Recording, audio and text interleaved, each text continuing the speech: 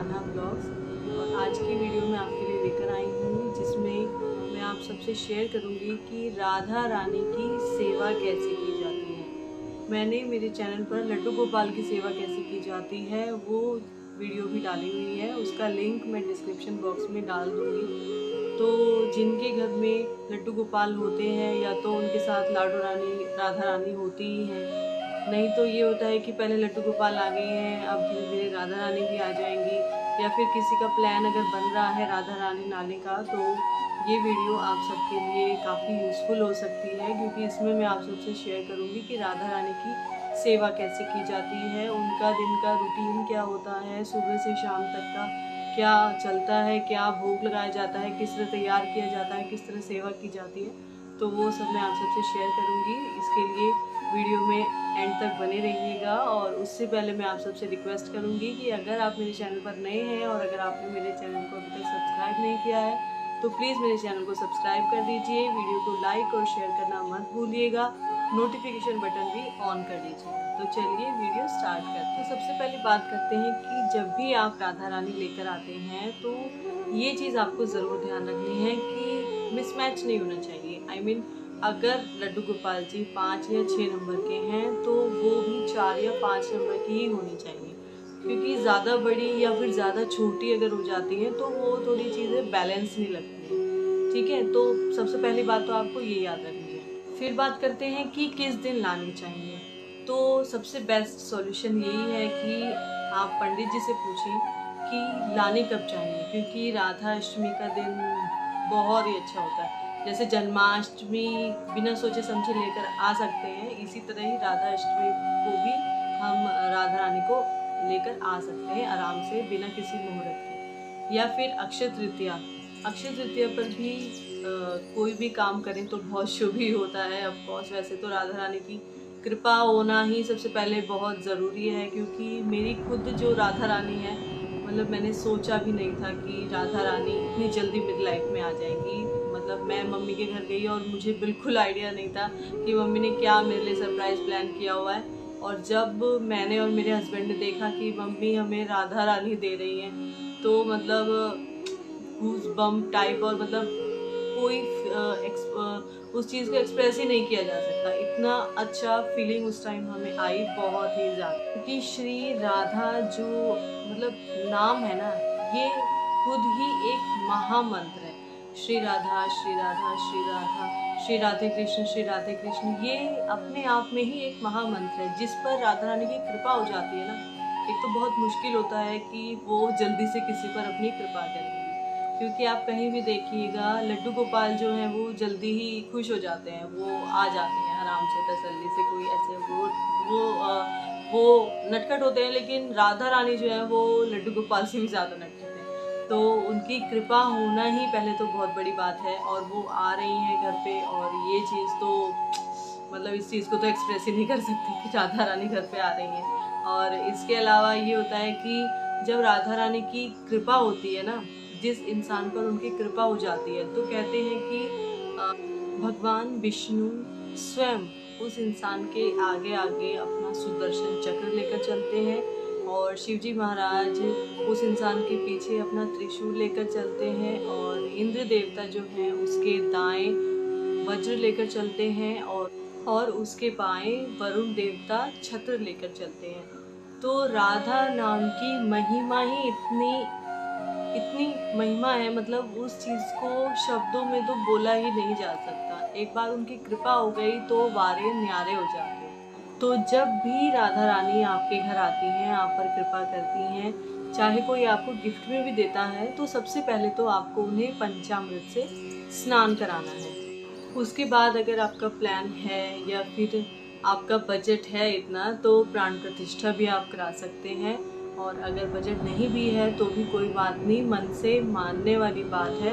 जितना भाव, जो भाव आप उनके लिए रखेंगे उसी तरह वो आपकी हो जाएंगी। जो लड्डू गोपाल के लिए जैसे होता है, उनसे भी कोई रिश्ता ज़रूर बनाया जाता है, तो यही सेम राधा रानी के साथ है। जैसे अगर आपने लड्डू गोपाल को अपना बेटा माना हुआ है तो वो आपकी बहू कहलाएंगी, और अगर आप उनसे भाई का रिश्ता रखा है तो वो फिर आपकी भाभी होंगी। तो अकॉर्डिंगली आपको जो रिश्ता आपने उनसे बनाया है या बन रहा है, तो उसी के हिसाब से आप उनका ख्याल रखें, आप उनकी सेवा करें। इसके बाद बात आती है पंचामृत से स्नान कराने के बाद उनको सुंदर वस्त्र पहनाने हैं। उनकी जो ड्रेसेस होती हैं वो थोड़ी डिफरेंट होती हैं और अलग अलग तरीके से आप ले सकते हैं। और चुनरी उनके लिए ज़रूरी है क्योंकि वो एक लाडो है, एक राधा रानी है, तो चुनरी तो मस्ट है एज अ लेडी। तो राधा रानी को नीला रंग बहुत पसंद है क्योंकि यही रंग हमारे श्याम जी का, हमारे लड्डू गोपाल जी का है, तो नीला रंग उन्हें बहुत पसंद है। तो कोशिश आप कीजिएगा, कोशिश कह रही हूँ मैं, ऐसा कोई कंपलसरी नहीं है, अगर नहीं हो पाता है तो कोई बात नहीं। को सुंदर सुंदर सजाएं और उनके श्रृंगार क्या क्या होते हैं इसके लिए मैं ऑलरेडी एक वीडियो अपलोड कर चुकी हूँ अपने यूट्यूब चैनल पर, उसका भी लिंक मैं डिस्क्रिप्शन बॉक्स में डाल दूँगी, आप वो ज़रूर से देख लीजिएगा। इसके बाद उनकी पूजा अर्चना वंदना करनी है, उनके सामने दीपक प्रज्वलित करना है, दिया जलाना है, धूप बत्ती करनी है और मंगल गीत आप गा सकते हैं। और अगर नहीं आता है तो आप फ़ोन में या टीवी में भी चला सकते हैं। और अगर ढोलक वगैरह बजानी आती है तो आप ज़रूर उनके सामने ढोलक बजा के गीत गाइएगा, बहुत अच्छा लगता है उनको, बहुत आनंद आता है उनको और वो अपनी कृपा आप पर खुले हाथों से बरसा देंगी, मैं गारंटी लेती हूँ। इसके बाद उन्हें भोग लगाएं और भोग में सबसे पहले आप उनके लिए मीठा कुछ बनाएं, लड्डू या खीर आप उनके लिए बनाएं। मैं तो यही सजेस्ट करूँगी कि खीर अच्छे से मेवे वगैरह डाल के आप उनके लिए बनाएं और बहुत ही टेस्टी खीर बनाएं, उसका आप उन्हें भोग लगाएं और फलों का भोग लगाएं, पंच मेवे, पाँच फल, इस तरह उनको भोग लगाएं। आप उनको फूल अर्पित करें और इस तरीके से उनकी सेवा करें, भजन कीर्तन करें। भोग उनके लिए बनाना है बिना लहसुन प्याज का, लहसुन प्याज बिल्कुल नहीं होना चाहिए और कोशिश कीजिएगा आपने भी ना खाया हो। और इसके अलावा उन्हें अरबी की सब्ज़ी बहुत अच्छी लगती है, दही अरबी की सब्ज़ी होती है वो उन्हें बहुत पसंद है, तो वो आप उनके लिए पहले दिन बनाइएगा। अच्छे से हलवा पूरी उनके लिए तैयार कीजिएगा और खूब आनंद लेकर वो खाएंगी। उनके लिए 4 समय का भोग लगाना है और दूध उनको ज़रूर देना है।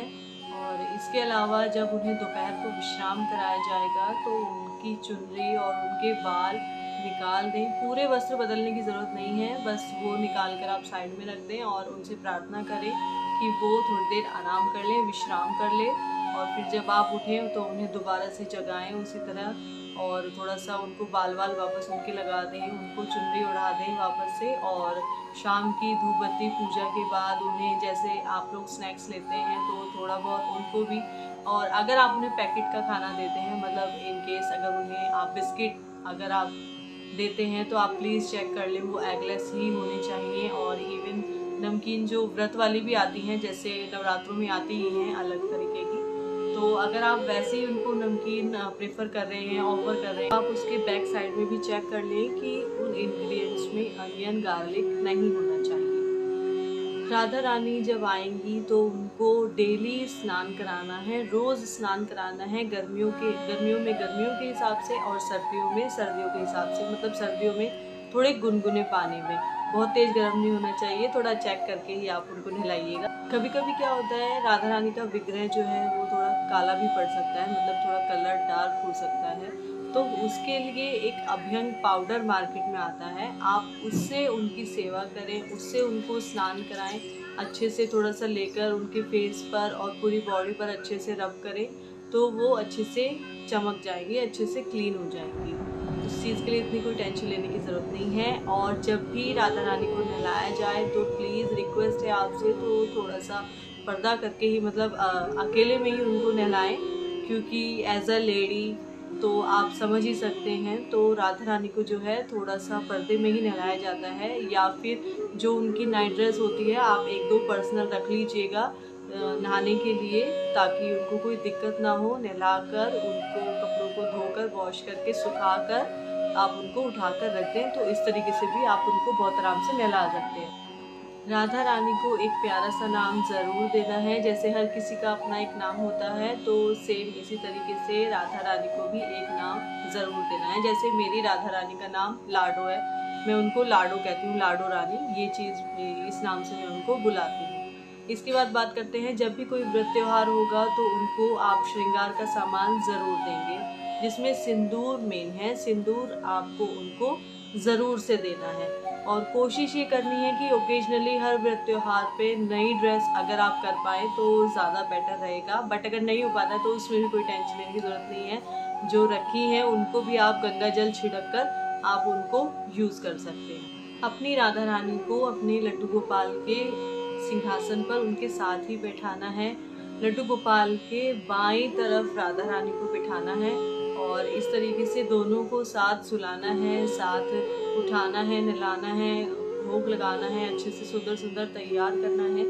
राधा रानी और लड्डू गोपाल को साथ में सुलाया जा सकता है, इसमें कोई ऐसा कोई मिथ या फिर कोई ऐसा रूमर नहीं है। और उनकी बांसुरी जैसे उनके साथ होती ही है और इसी तरह तो उनके लिए भी खाने पीने का आपको रात को रखना ही है थोड़ा बहुत, ताकि अगर आपको उनको भूख लगती है तो वो अपना मैनेज हो जाता है, उसमें ज़्यादा कोई ऐसा हार्ड एंड टफ रूल नहीं है। जैसे कृष्ण जी के लिए राधा राधा नाम जपना पड़ता है, इसी तरह राधा रानी के लिए श्री हरि नाम जपना पड़ता है।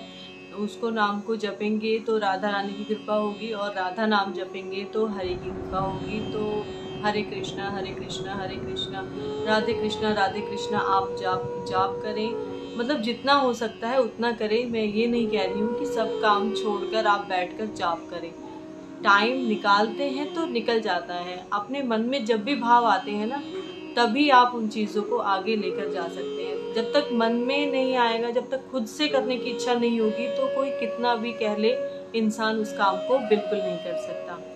जितना प्यार आप अपने लड्डू गोपाल से करते हैं उतना ही, बल्कि उससे ज़्यादा ही मैं कहूँगी, आप अपनी राधा रानी को प्यार कीजिएगा, उनका ख्याल रखिएगा, उनकी सेवा कीजिएगा, क्योंकि उनके लड्डू गोपाल के साथ साथ राधा रानी की सेवा सही होती है, अच्छा होता है और काफ़ी भाग्यशाली होते हैं वो लोग जिन पर राधा रानी कृपा करती हैं। तो आज की वीडियो के लिए इतना ही। वीडियो कैसी लगी है प्लीज़ मुझे ज़रूर बताइएगा। चैनल पर नए हैं तो चैनल सब्सक्राइब कर दीजिएगा, वीडियो को लाइक और शेयर कीजिएगा। थैंक यू सो मच मेरी वीडियो देखने के लिए, धन्यवाद। Radhe Radhe, take care, bye bye.